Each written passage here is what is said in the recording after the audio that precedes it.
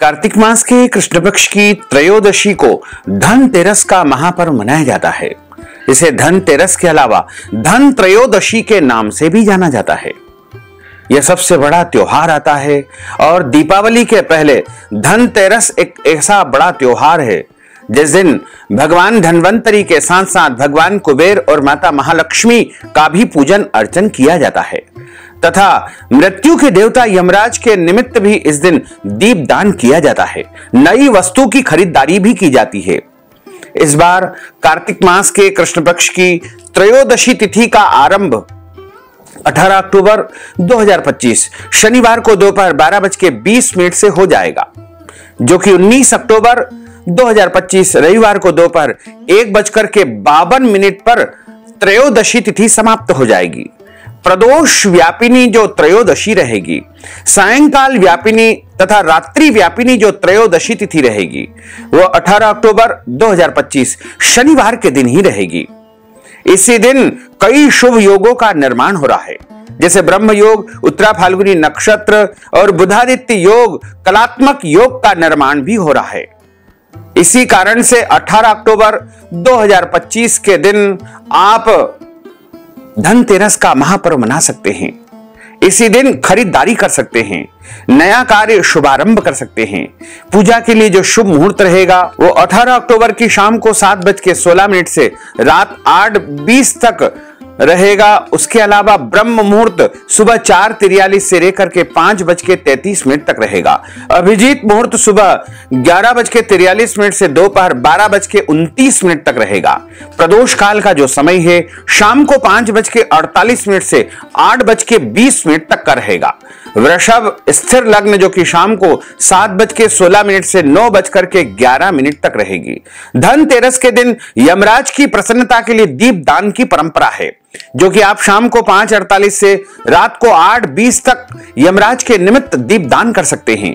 चौघड़िया के अनुसार धनतेरस का जो शुभ मुहूर्त रहेगा वो सुबह 7:20 से 9 बजे तक शुभ का चौघड़िया, दोपहर 12 से लेकर के 1:30 बजे तक चर का चौघड़िया, दोपहर 1:30 बजे से लेकर 3 बजे तक लाभ का चौघड़िया, दोपहर बाद 3 बजे से लेकर 4:30 बजे तक अमृत का चौघड़िया, शाम को 6 बजे से लेकर 7:30 बजे तक लाभ का चौघड़िया, रात्रि 9 बजे से लेकर 12 बजे तक शुभ और अमृत का चौघड़िया रहेगा। इन चौघड़ियों में आप नई वस्तु की खरीदारी कर सकते हैं, दीप दान कर सकते हैं तथा भगवान धन्वंतरी के अलावा माता महालक्ष्मी एवं कुबेर भगवान का विशेष पूजन अर्चन कर सकते हैं। शास्त्रों के अनुसार समुद्र मंथन के समय कार्तिक मास के कृष्ण पक्ष की त्रयोदशी तिथि को भगवान धन्वंतरी अमृत कलश लेकर के समुद्र मंथन के माध्यम से प्रकट हुए थे। उन्हें भगवान श्री हरि विष्णु जी का अवतार माना जाता है। धन्वंतरी भगवान ने संसार को चिकित्सा और आयुर्विज्ञान का ज्ञान दिया है। इसी कारण इस दिन को श्रद्धापूर्वक धनतेरस के रूप में मनाया जाता है। धनतेरस के दिन सोना, चांदी, बर्तन, वाहन और अन्य नई वस्तु की खरीदारी अत्यंत शुभ मानी गई है।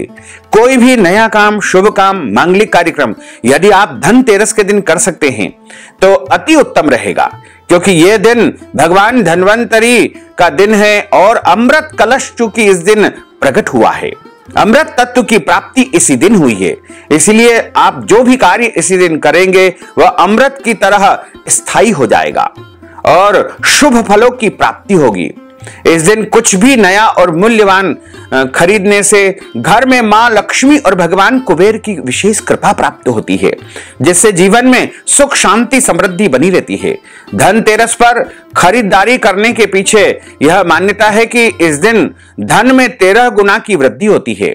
इस दिन भगवान धन्वंतरी की पूजा करने से आरोग्य और स्वास्थ्य का लाभ मिलता है, जबकि माता महालक्ष्मी और कुबेर भगवान की पूजा करने से धन और ऐश्वर्य की प्राप्ति होती है।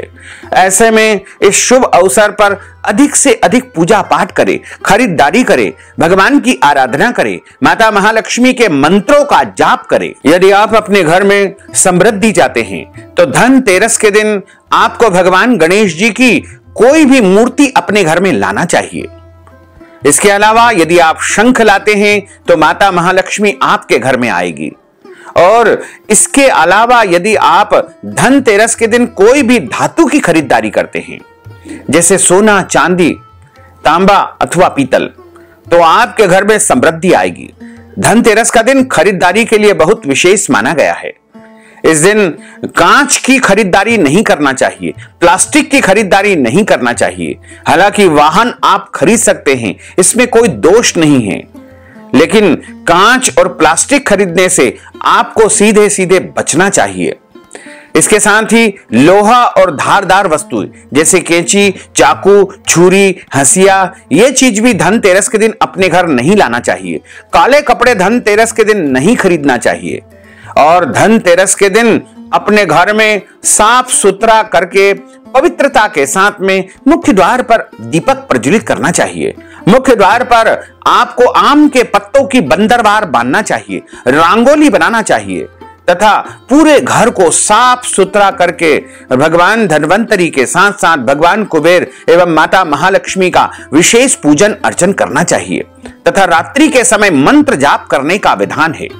और धनतेरस के दिन घर के मुख्य द्वार के बाहर की तरफ, यानी जब हम घर के बाहर निकलते हैं तो वहां सीधे हाथ की तरफ एक चावल या गेहूं की ढेरी बना करके आटे का चौमुखा दीपक तैयार करें, उसमें 4 बत्तियां लगाएं, सरसों का तेल या तिल का तेल उसमें डाल करके चारों बत्तियों को प्रज्वलित कर दें तथा दीपक का पूजन करें और हाथ जोड़ करके दक्षिण दिशा की तरफ मुंह करके भगवान यमराज से प्रार्थना करें कि हे यमराज, हमारे घर में किसी भी प्रकार की अकाल मृत्यु नहीं हो, हमारे घर में जो भी सदस्य निवास करते हैं उनको लंबी आयु प्राप्त हो, घर में सुख शांति समृद्धि का वास हो, घर में किसी भी प्रकार का कलह नहीं रहे, हमारे घर से दरिद्रता हमेशा हमेशा के लिए बाहर चली जाए।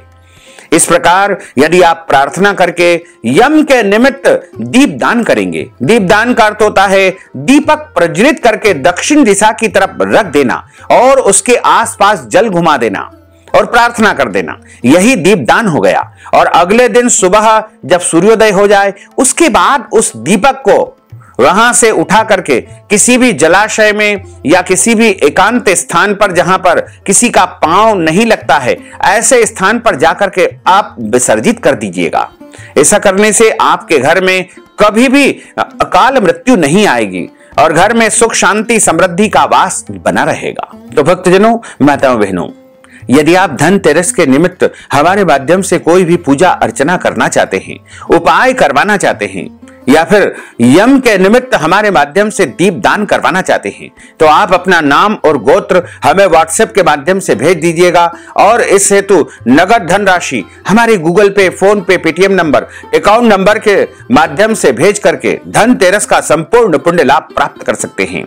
साथ ही आप सभी से अनुरोध है कि हमारे इस ज्ञानवर्धक वीडियो को अधिक से अधिक लोगों को शेयर करिएगा, लाइक करिएगा, कमेंट करिएगा और यदि अभी तक आपने सब्सक्राइब नहीं किया है तो अभी और इसी समय सब्सक्राइब कर लीजिए ताकि इसी प्रकार की ज्ञानवर्धक वीडियो आपको सबसे पहले प्राप्त हो सके। आपको और आपके पूरे परिवार को सादर जय श्री कृष्ण, सादर धन्यवाद।